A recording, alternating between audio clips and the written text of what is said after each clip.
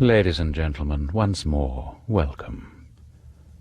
Today's story is number 6 in the list, and I notice in my book of numerology that the number 6 is associated with the power of prophecy. Certainly today's story features that power, and a very frightening prophecy it is.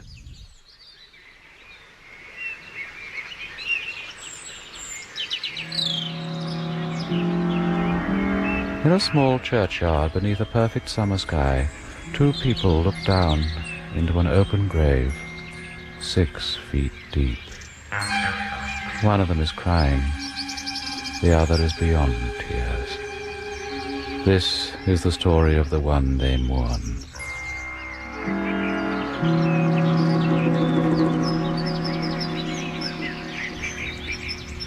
I invite you then to listen to story number 6, and to consider every detail but one.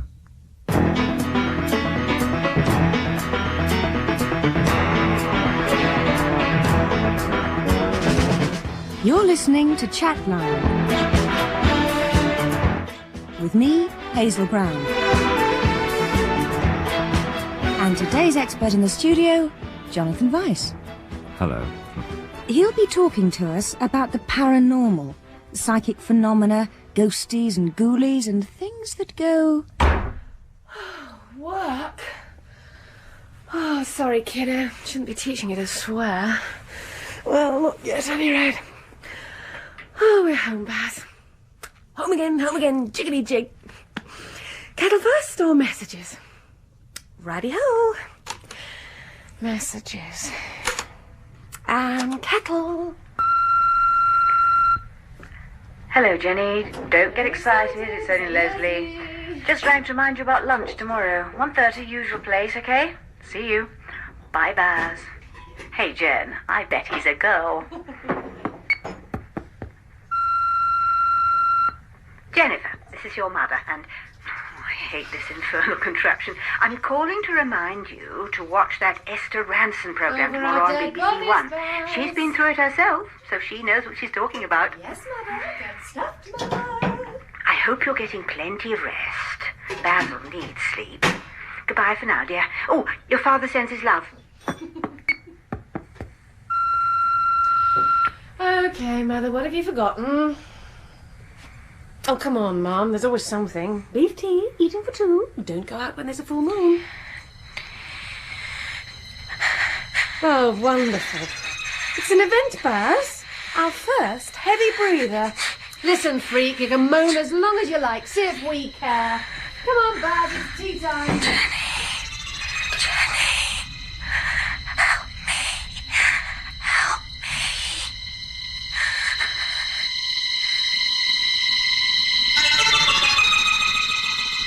Well, it's important to sort out your definitions. If we're talking about a tangible manifestation of something with a clear and definite form... A ghost? A ghost, if you like. Well, then I'd have to say that was pretty rare. But there are lots of other things.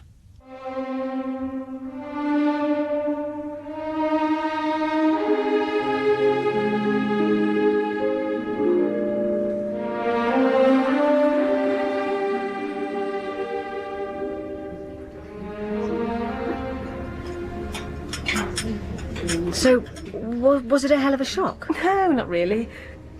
Well, yes, a bit. Maybe jumpy. Yes, and you can do without that sort of thing, particularly at the moment. Please. Next thing, you'll be telling me to put my feet up and start eating for 2. I seem to have hit a nerve. It's labelled Mother. Sorry, it's my envy showing. Oh, Les. Oh, I'm all right. Tell me more about your heavy breather.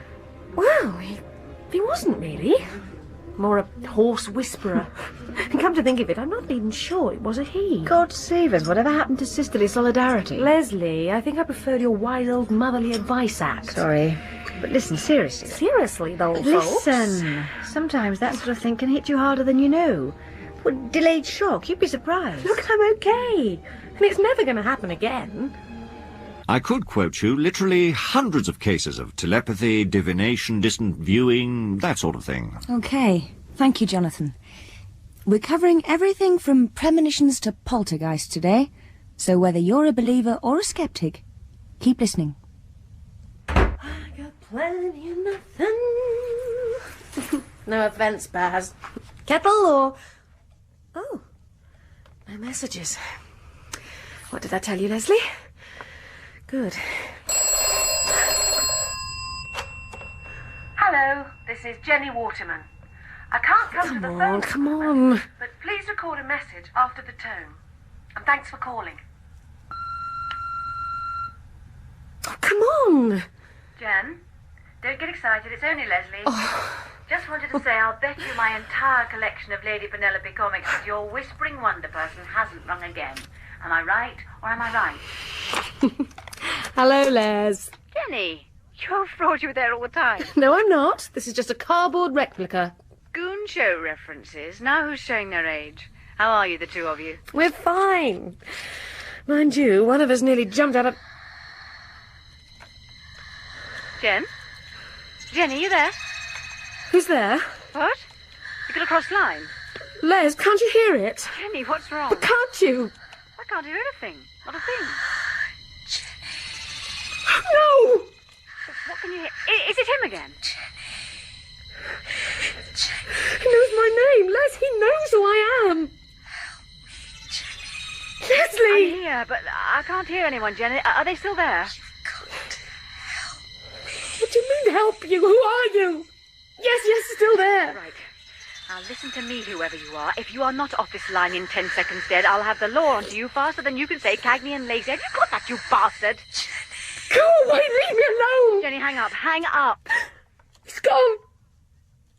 Oh, God, Les. Jen, you still there? Take your phone off the hook and sit tight. I'm coming round. Now, it seems to me that there could be a perfectly rational explanation for that one, yes? Yes, Hazel, I would think so. It's important to remember that 99% of all the cases we investigate turn out to be a complete blank. Now, let me make sure I've got this straight. There's been 2 calls altogether, the same voice and the same words. That's right. No, Sergeant, not quite. No words the first time. But it was the same man. Same person. Yes, it was. I'm sorry. You're sorry. Let the freak apologise. Yes, please. It all seems a bit silly now. Just some sort of stupid joke. Do you know anyone likely to play that sort of joke on you? Your husband, maybe? I don't have a husband. Ah, well, some friend, then? This friend put the wind up her good and proper. Now, what are you going to do about it? Well, I'm sorry, but there's not very much we can do. Oh, great. Leslie, it's all right. Even if it does happen again, I can handle it. Yeah, that's the way. Look, try leaving the answering machine on all the time, even when you're at home. If he persists, that might well put a stop to it. Other than that, the only advice I can give you is to have your number changed. Oh, great. 3 weeks' wait and 50 quid on the bill. I'm sorry, please ignore her. My pleasure. If this were Dixon of Dock Green, we'd have got a cup of tea at least. Well, it isn't. Thanks, really. Come on, Les. Goodbye, officer. Good evening. Oh. You sure you're going to be all right now? Yes, stop fussing. Right. Now get yourself indoors. It's freezing. Yes, Mother. Bye. Bye. Bye, Basil. Idiot. And Les? That's me. Thanks. Some of the best evidence we have is for poltergeist cases. That's things flying around the room. Well, that's one symptom. Or it could be unusual odours, coloured lights, changes in air temperature, in a few cases even unexplained sounds. So, naturally, when you didn't answer and I didn't get your machine thing, I was worried. Oh, I'm sorry, Mum, I was out. I forgot to switch it on. Out where? With Leslie. Do I know him? Her. Leslie Pargeter. Old college chum. So, everything's all right. Fine. Fine. How are you and Dad? I'm in perfect health. Your father, I'm sorry to say, has regressed even further and is slumped in the corner, deeply immersed in the adventures of someone called Green Lantern. Well, give him my love. I shall. And mine to you and Basil. Now, go and Put your feet up. I know. Scoff if you like, but that sort of advice never did me any harm. You were a perfect baby. God knows how your father managed it. Bye, Mum. Thanks for calling. Goodbye, dear. And don't forget Esther Ranson. How could I? Bye. No. I'll leave you on the table. Okay, Baz, so I'm a coward. Now, telly on, feet up. Oh, damn. Jenny, help me, Jenny. No. Please, no.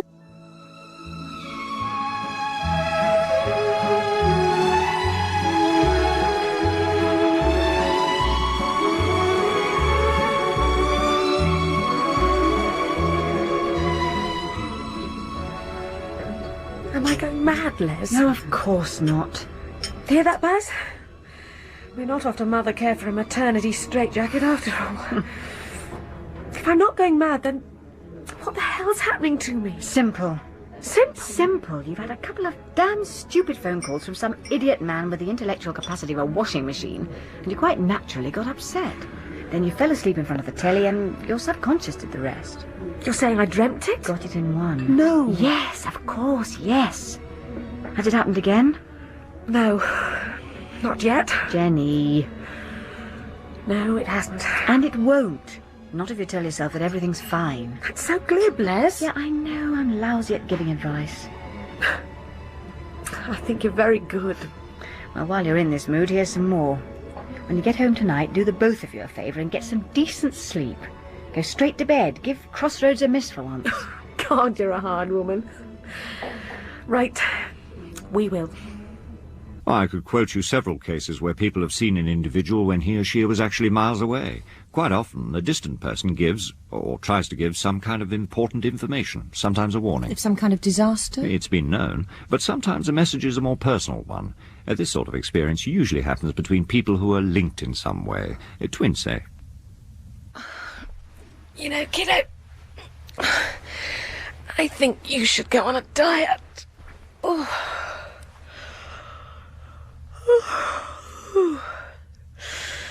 Never mind, Baz. Only 5 weeks and 3 days to go. Good night.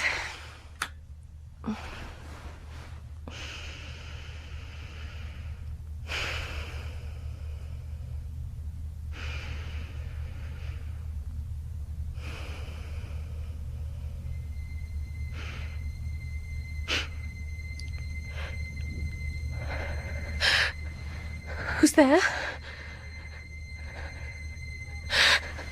Who's there? Help me, Jenny.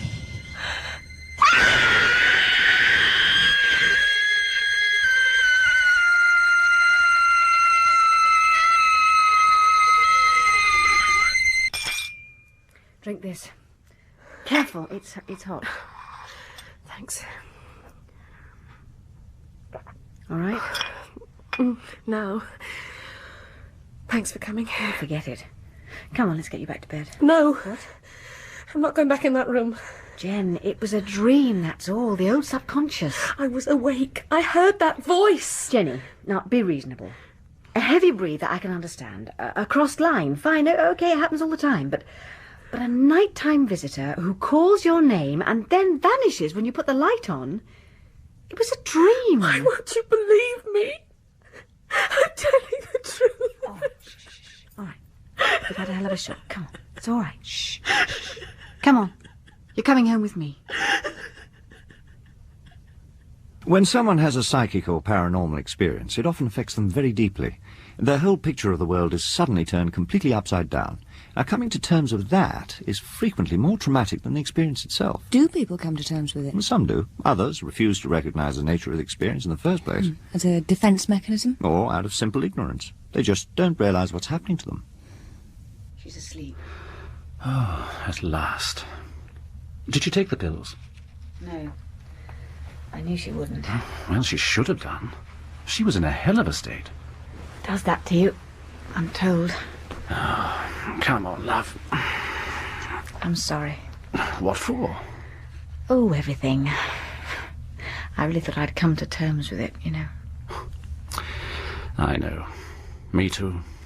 I've sort of been living through it with Jenny, and now she's practically about to have the thing. Oh, shh. wish there was something I could do. There isn't. Yeah, I know.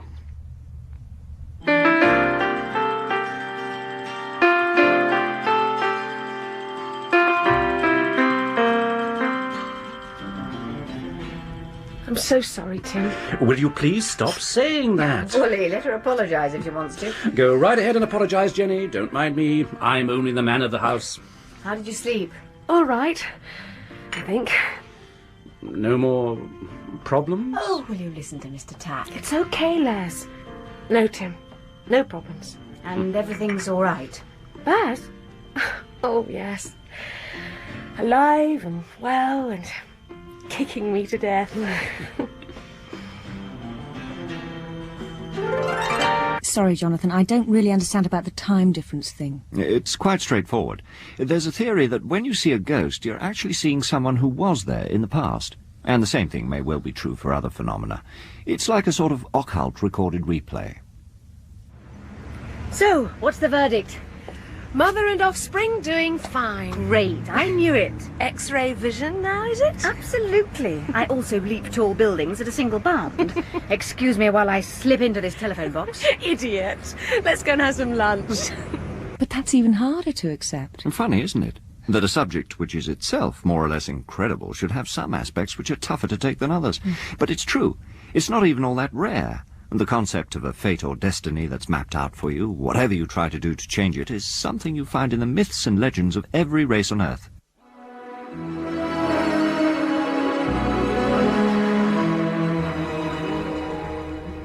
You know, you look so much better. It's amazing what a couple of days of normal company can do to a person. I ain't about normal. I was being polite. Heavens, you have changed. You haven't. It's too late for that. And a lot of other things. Oh, God, Les. What? I'm really sorry about all Oh, this. for goodness sake.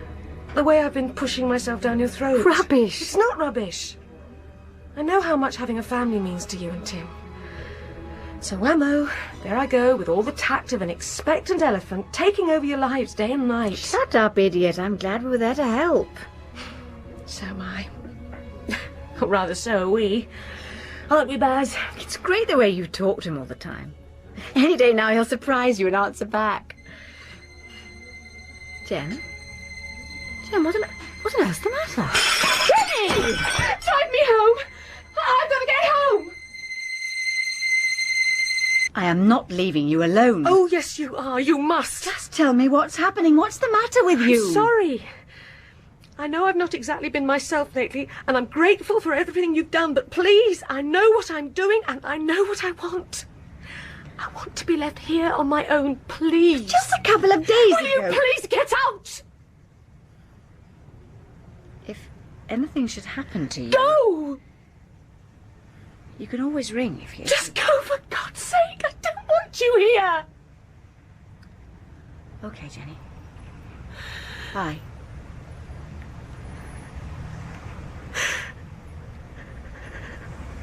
For some people, the intensity of a psychic experience, the feeling of unique insight, becomes desperately bound up with the fear that the link, whatever it is something amazingly fragile and tenuous, something that could be irretrievably and permanently broken at any moment.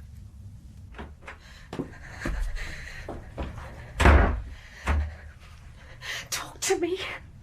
Talk to me, damn you. Baz?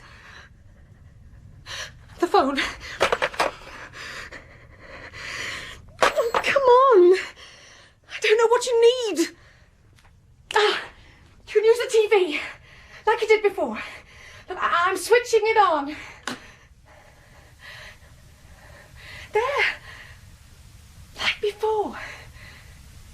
Now talk to me.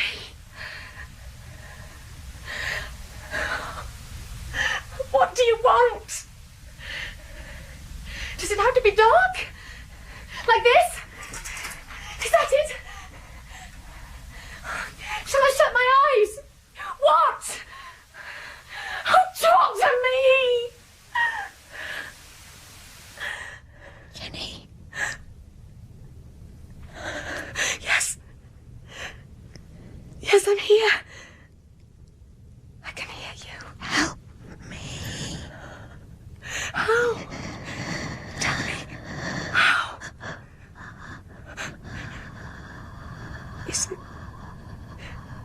Is it really you?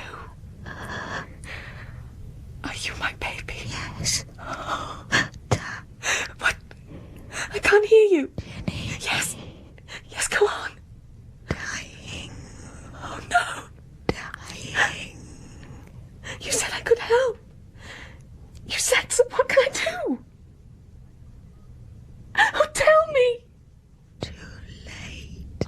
No. Too late. Oh, no. Speak, say something. Oh, you're fine, they said so.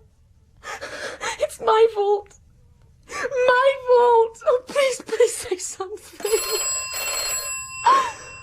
Oh, Bert. Oh, thank God. Jen? Jenny, you there? Is everything all right?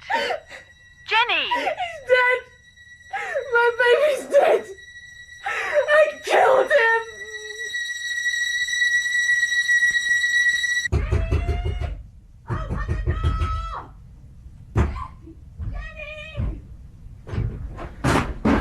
Jenny!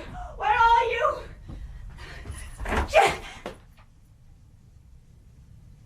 Jen? Jenny? Oh, Jen.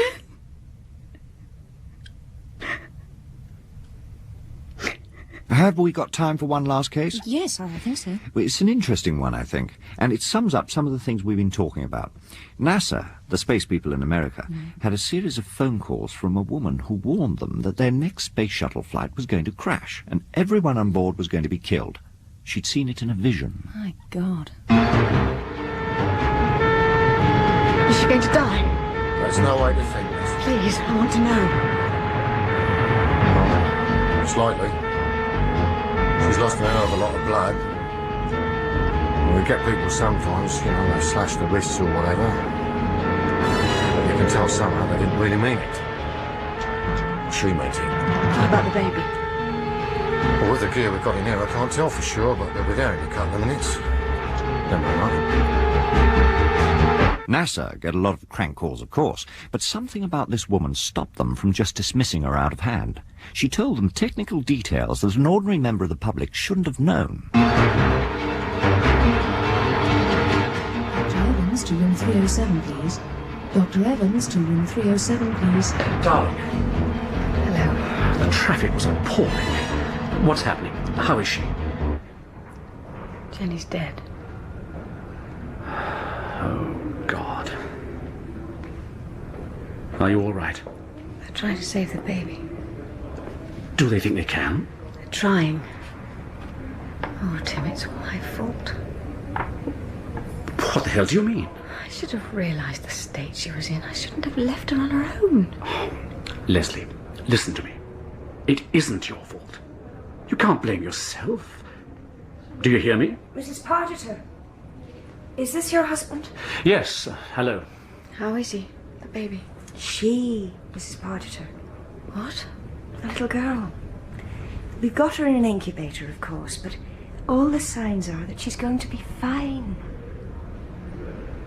This woman's vision had apparently shown her one of the main fuel tanks on the shuttle rupturing on takeoff. That's incredible. That's exactly what happened. No, it isn't. What? They took her seriously enough to check the tank. It was in perfect condition. The shuttle lifted off with no problems and the flight was a textbook success. Come to bed, love. Yes. That's better. Are you all right? Oh, I'm sorry. That's a stupid question. Yes, it is. She was still alive when I found her. Did you know that? Les, try to stop thinking about it.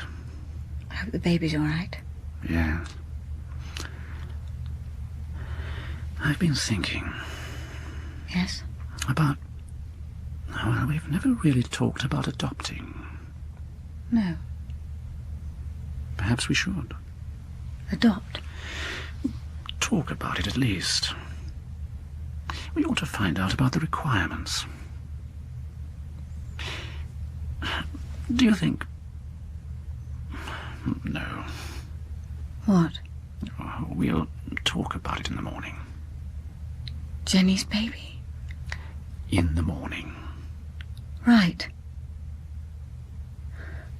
When I broke in and found her... Yes. When I found her, I thought at first it was the baby, you know? And then I realised what she'd done. But she was still alive. She spoke to me. I had to get right down beside her to hear. Got her blood all over my dress. She said, "My baby's dead." Over and over again, "My baby's dead, my baby's dead, my baby's dead." The flight was perfect. But wait a minute. When was this exactly? Ah, now that's the point. This woman's vision was in January 1985, a whole year before the shuttle disaster. But she got it right in every detail. Every detail but one. She took it for granted that she was seeing the present, but she wasn't. She was seeing the future. You know, I never really thought it would happen. I still can't believe it. Oh, she believes it. Don't you, eh? I can see so much of Jen in her.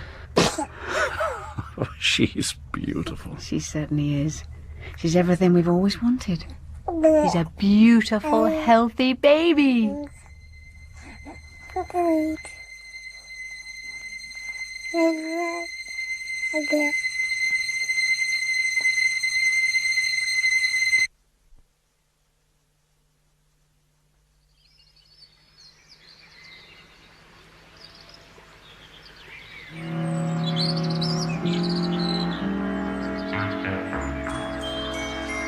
In a small churchyard beneath a perfect summer sky, two people look down into an open grave, 6 feet deep.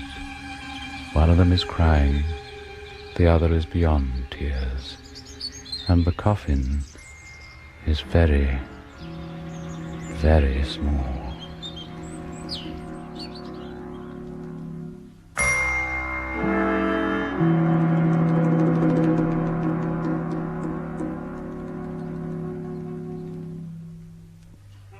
In that sad little prophetic tale, Helena Brek played poor Jenny, and her mother was Dianne Olson. Leslie was played by Karen Archer, and her husband was John Samson.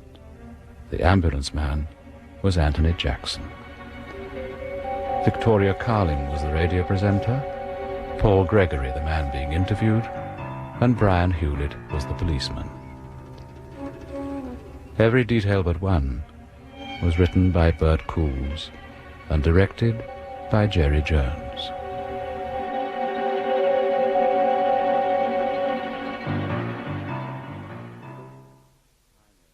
My name is Edward de Sousa, the man in black, and I invite you to return next week for story number 7, a lucky number, it is said, for some.